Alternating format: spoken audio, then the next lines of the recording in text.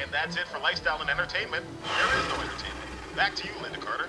And in other news, the coronavirus, also known as COVID-19, has caused a nationwide pandemic in Canada.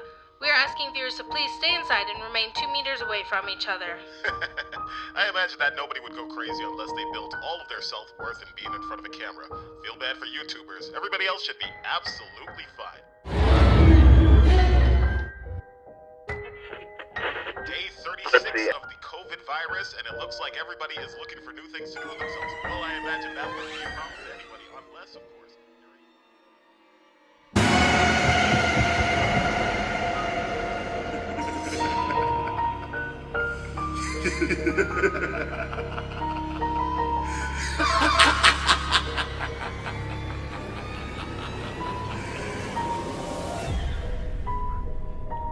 Hi, I'm Sammy J.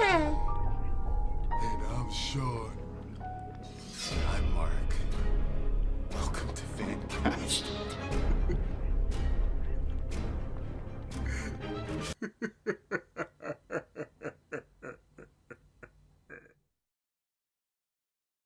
All right, so we are halfway into the decade, which means that we can stretch it out. It is time to do away with our all-time favorites that everybody can agree with and go straight into some controversial choices, so here we go. So 2015 was actually a really cool year. We were comfortably into the second term of Obama's presidency.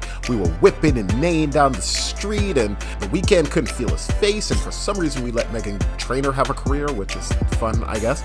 We also leaned really heavily into the nostalgia wave with movies like Star Wars The Force Awakens and Jurassic World.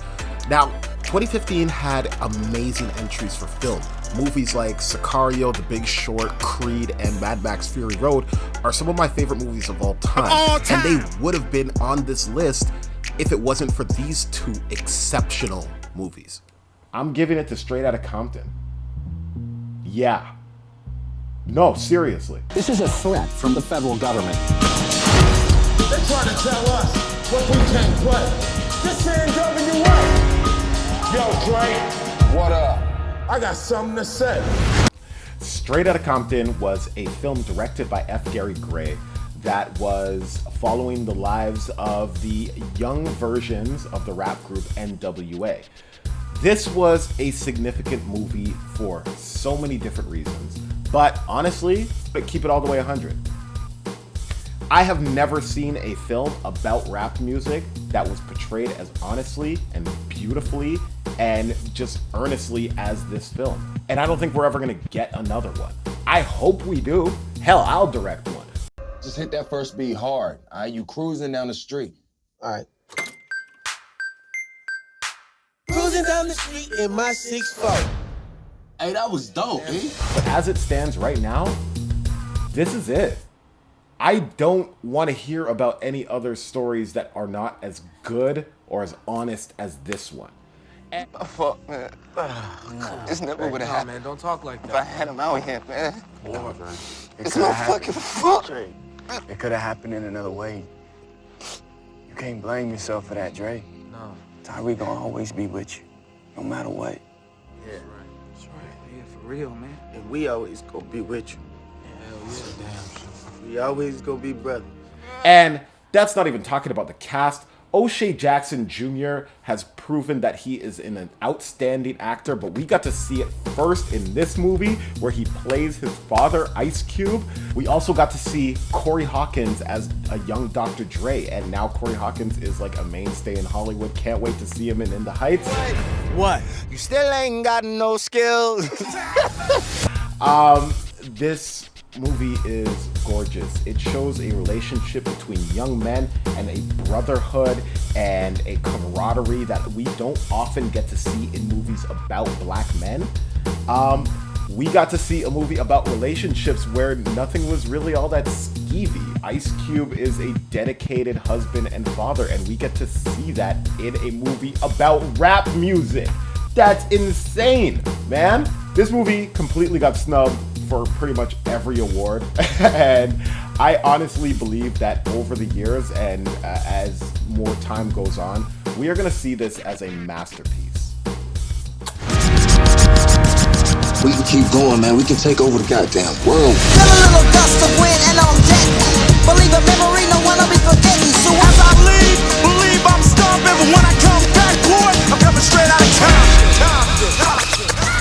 next movie I have is the complete opposite of a gangster rap biopic. I have Pixar's Inside Out.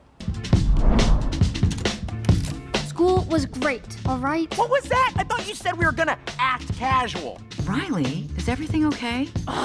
Sir, she just rolled her eyes at us. All right, make a show of force. I don't want to have to put the foot down. How good is this movie? Psychologists are using it as a way to teach kids how to cope with trauma and change and mental health. I gotta be honest, there isn't a huge representation of animated films on my list.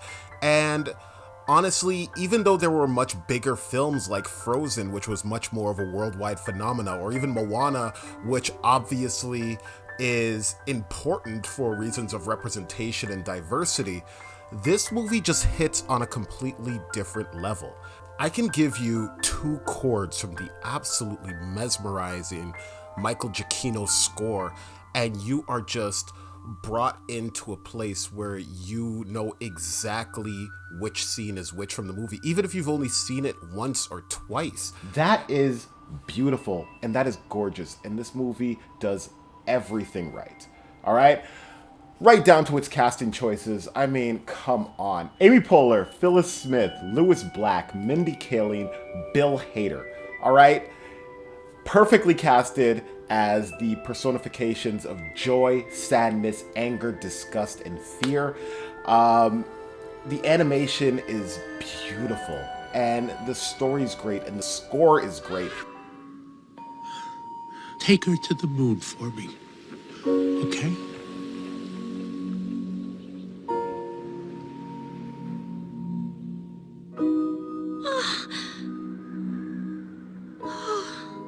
And this movie just does such an amazing job of showing the inner workings of a child. There was obviously a lot of love and care put into this movie, and there is no reason why it can't stand up with some of the best movies of the decade. Right. And I'm gonna cry just thinking about it, honestly. Seriously, I got really choked up watching this one. All right. So whenever it is that we talk about greatest of all times, especially when it comes down to movies, I feel like there's only certain emotions that you're allowed to let into those lists, and that's a shame, because I feel like people are a lot more than sadness and anger, and we just talked about this with Inside Out, right? Like, sometimes I just want to have a rockin' good time while watching a movie, and this movie absolutely brought it in 2016. The Nice Guys. It's just Fred's never been gone this long before. How long has he been missing? Since the funeral. Well, I can start right away. The Nice Guys is a Shane Black film that is starring Russell Crowe and Ryan Gosling as an enforcer and a private eye. And it is a movie about the 1970s Hollywood scene, well, the 1970s LA scene, and pornography, and Ryan Gosling has a daughter that's way smarter than him, and it's just, no, honestly, I'm not explaining it very well, and that's a good thing, because that means that there's so much going on in this movie that I really don't have a handle of how to explain it. Did you cut yourself? I'm dealing with an injury. Right, look, when you're talking to your doctor, just tell him you have a spiral fracture of the left radius. No! No! Deep breath.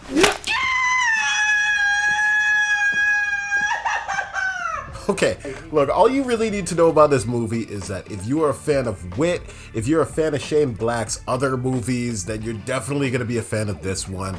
I don't think that there is a better comedic duo than Russell Crowe and Ryan Gosling, and honestly, that is the weirdest statement that's ever come out of my mouth, and I've made a lot of weird statements on this channel.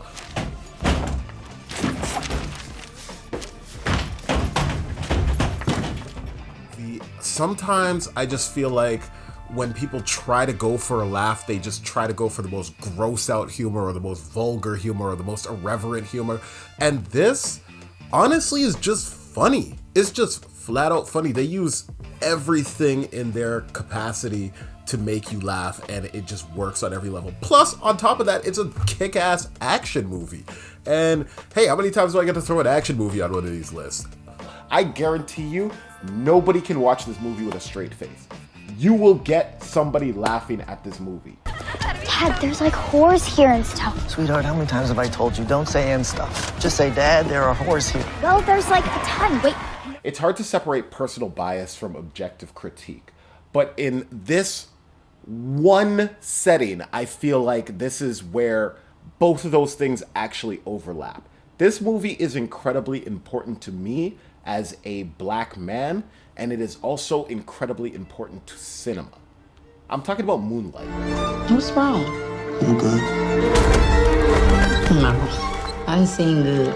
And you ain't it. Remember the last time I saw you?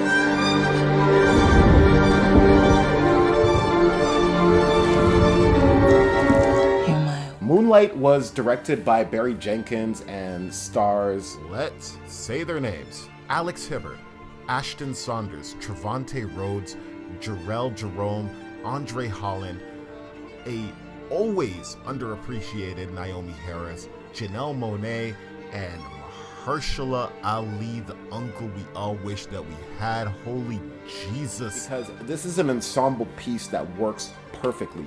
It is about black identity. It is about gay identity. It is about beauty and family and love, and it is a perfectly made film.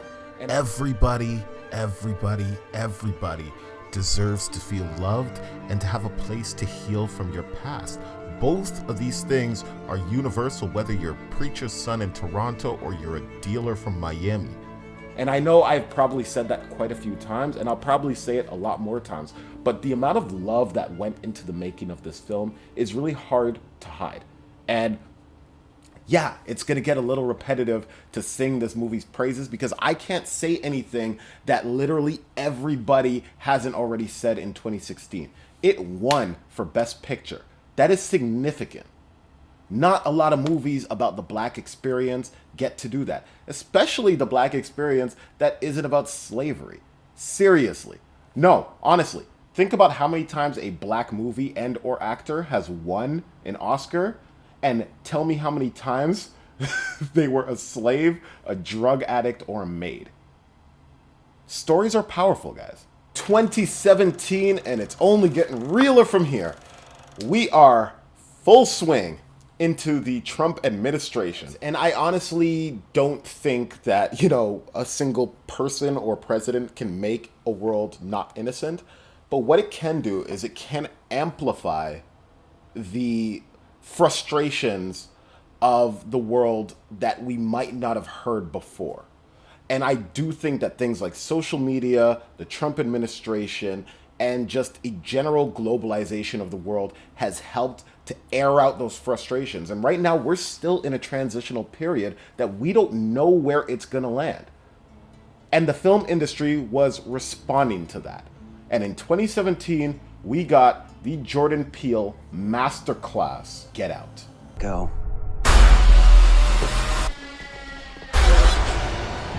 Get Out is a movie that has so much under the surface. The villains in this movie are not Southern rednecks. They are middle-class, white, liberal Americans. And there is a very pointed reason why that is in the movie. These people believe, honestly, that they are a part of a post-racialized America. One thing that Jordan Peele does so amazingly in this movie is show that the enemy has never been outward displays of prejudice, but instead a system of institutionalized racism that can swallow up Black America whole. Sure. I don't like horror, and it took me a long time to watch this movie when it came out. I did get to see it in theaters, and I'm proud of myself for that. Pat myself on the back. All right, Jordan Peele has been a comedian for a long time, and so when I heard that Blumhouse was going to be working on a horror movie that was written and directed by Jordan Peele, I was like, okay. And then the trailer dropped, and I was like, okay. Chris was just telling me how he felt much more comfortable with my being here. Get out. Sorry, man. Get out! Yo! And then the movie dropped, and literally my entire feed was just, have you seen it? Have you seen it? Have you seen it? Have you seen it? And so I've seen it. And Daniel Kaluuya Allison Williams, Lakeith Stanfield, Lil Rel Howery. There is so much going on with this movie, and there are so many people who are so much smarter than I am who can explain the movie better, but all I can say is there is a world before Get Out and there is a world after Get Out. We still use the sunken place in everyday conversation just because of this movie. That's power. The next movie that we have for 2017 is a movie that did not do very well at the box office, and I will never forgive you people for ruining this for me. I'm talking about Blade Runner 2049.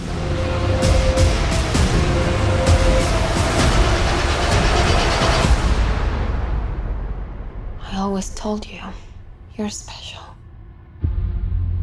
This is a sequel to a movie that was made more than 30 years ago. A movie that has had like 6 different release and cuts because Ridley Scott didn't like this version and there's a producer version, and it doesn't matter. The point is that this is a classic sci-fi movie that did not really require a follow-up. And yet, Denny V, whose name I'm not going to try to pronounce again, came through and made this beautiful 35-year sequel. And he built on a world that was already jam-packed and so full, and he just made it even bigger and more dense and so much more more everything, man. Like, it was so good. Interlinked. Do you long for having your heart interlinked? Interlinked. Interlinked. Do you dream about being interlinked? Interlinked. What's it like to hold your child in your arms? Interlinked. Interlinked. What does it actually mean to be human? That is something that the movie asks several times over. In fact, they really don't make a whole lot of distinction between the characters that are not biologically human and the ones that are. It doesn't matter. That's not the point. The point is that we all feel love and hurt and pain, and we try our best to hold on to that, and that's what drives us. That's what makes us what we are. And you have to give that kind of power a round of applause. Again, this is my 3rd movie with Ryan Gosling in it, which makes me feel very strange, but that's not the point. We got Harrison Ford returning back for a movie that he actually cared about. And not only that, but it gave us a chance to forgive Jared Leto for Suicide Squad. No, for real though, he was actually really good in this movie, and they let him do the thing, but like toned down a little bit, and all of that could be completely forgotten about. But I haven't even talked to you guys about the absolutely stunning cinematography by Roger Deakins. Oh my lord! This movie is everything that a sci-fi movie should be striving to be, and a movie in general should be striving to be. And I don't think we're ever gonna get a movie like this again, especially since y'all let it flop. Y'all ready to piss some people off? Let's do it. 2018 brought a lot of different movies. A lot of different movies that were very significant, all right? If you've noticed so far, I haven't mentioned a single superhero movie yet. It's not because I hate superhero movies. It's not because I think that superhero movies are not cinema or anything stupid like that. Not a whole lot of movies like changed the game on a cinematic level. Yes, the Avengers has every studio trying to come up with their own cinematic universe, so there's that. But at the same time, a lot of the movies that came out were just not, great. They were good, but not great. Hate it or love it, but Black Panther came out of nowhere, and it absolutely changed the cinematic world forever. All right? On 1,000 different levels, and I've already made a video about this, and I already have another video talking about the inner themes of Black Panther that is our highest viewed video of all time, mostly based on the fact that you guys all hate me for liking Black Panther. It was directed by Ryan Coogler, who was a general unknown director before. I mean, yeah, he had Creed, but before that, how many of y'all even saw Fruitvale Station? I thought not.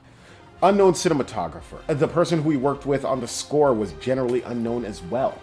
And it featured an entirely black cast, which I cannot stress to you enough was something that was considered to be a complete bust in Hollywood forever. It was considered to be impossible.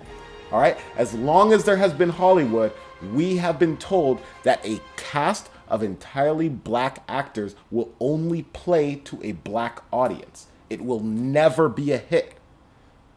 And then it was!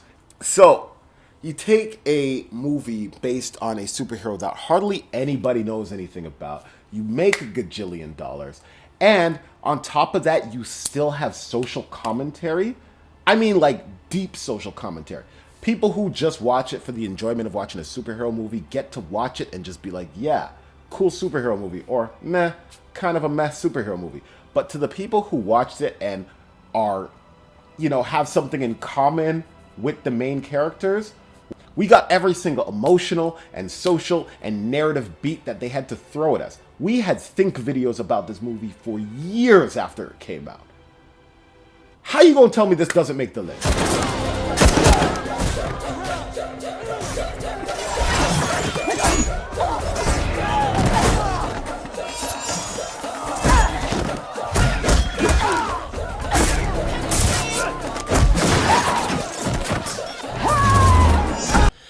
All right, so I am going to cheat a little bit with this list because technically this movie came out in 2017.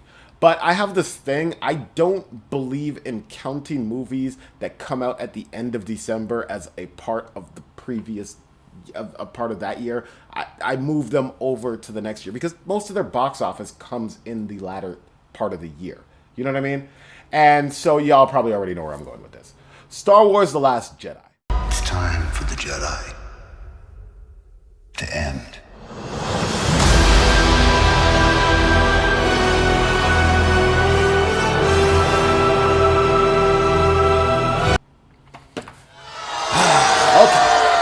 No. Let's have it.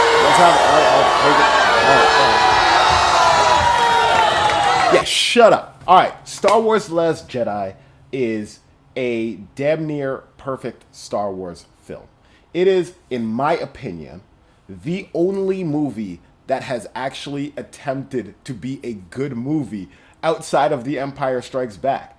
Yes, the Rogue One comes very close, but that entire last half of the movie where they decided to just make it about Darth Vader doing a horror movie thing completely spoiled it for me because it had nothing to do with the rest of the plot. If they had just left it with that, you know, it doesn't matter. Star Wars: The Last Jedi does everything right.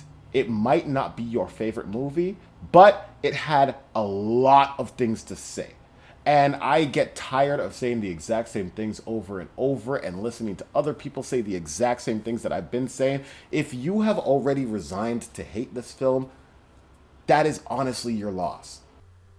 All right, not for nothing, and I already know that there is a good amount of people piling up in the comment sections who are going to ask where my home address is so they can impale me, but I am going to list out a bunch of things that I feel like Star Wars: The Last Jedi did very, very right. And in my humble opinion, better than any other Star Wars movie. Number 1, an actual explanation of what the Force is. 2, that moment, we got to have 3 of them in Star Wars: The Last Jedi. People might be mad at me for this, but this is the only Star Wars movie in which I actually thought that Luke Skywalker had any version of growth. Honestly, I know he is the classic quintessential hero's journey thing, but seriously, go back and watch some of the older Star Wars movies. He does not budge as a character. He goes from whining to whining less. And honestly, that's cool because we kind of accept it with the times, but I just really like the makeover that he got in the recent movie. But we had a response to what people thought would be a good Star Wars movie by ignoring everything that The Last Jedi was trying to do, and y'all didn't like that either. Ray Skywalker. So, what do you want? All right, 2019. Like I said, I am cheating a little bit with this list because technically this movie came out in 2018. But it went super under the radar and it came out at the end of 2018. And yeah, I'm going to count it as being the top movie of the decade, in my opinion. Aquaman. Can you imagine? Spider-Man Into the Spider-Verse is without a doubt, the best superhero movie that has ever been made. That's not even you can't change my mind. That's all, folks. No other movie has ever come out that will ever come close to how good that movie is. And yes, there is a little bit of a cheating factor to that movie's success. The fact that we know the Spider-Man story so much now that we didn't have to spend time on an origin story for Peter Parker's character, or the fact that we're so familiar with Spider-Man-like characters that they could use interdimensional travel in order to be a major plot point of the movie, or the fact that we have been so oversaturated with superhero movies that we understand the tropes so well that they can make jokes about it and it doesn't even faze us. Yes, all of those things are true, but Spider-Man Into the Spider-Verse is the best goddamn superhero movie ever made. Listen up. This fry is your universe. It's soggy, it's weird, it's gross. And this delicious normal fry is my universe. The animation is perfect. The casting is perfect. The performances are perfect. It is funnier than the funniest superhero movie that they've ever tried to make. Yeah, all the forced humor in Marvel movies has nothing on how funny Spider-Man Into the Spider-Verse is. And I've seen that movie now like 600 times and I still find something new to laugh at every single time. The amount of detail that went into the making of this movie is absolutely astounding, especially for a movie that no studio had faith in. Sony did not think they were going to make a hit with this movie. And you know what? It wasn't a box office hit, but it was a hit. And not only was it a hit, but it was a critical success. I'm pretty sure this is the only superhero movie to get a Golden Globe. So that's something. That's kind of crazy. I honestly think that this was a moment of the 2010s that we are going to look back on and like wish that we'd put this much into it. It is gorgeous. It is a spectacle. It is perfect. And yeah, this deserves to be on everybody's top 10 list, not just mine. I am all for the brand new diverse voices that have come and crept through the 2010s and will leap into the 2020s. And I can't wait to see where the 2020s go in cinema. I'm Marc Samuels. Thank you guys so much for watching the list. You can holler at me in the comment sections and we can argue it out. But all jokes aside, please keep it civil. It's 2020. Let's do some positivity for once in our lives. And hey, let's not take everything so seriously. There are so many movies that came out in the 2010s that I just didn't get to put on this list because there are just so many movies that came out in 2010s. And that is a great thing. The fact that we have so many movies that we can celebrate through this decade is beautiful. And with Hollywood changing its landscapes, I really hope that we go back to our form and we make sure that we are making movies that are going to be remembered and not just bought. I'll see you guys next time. Peace.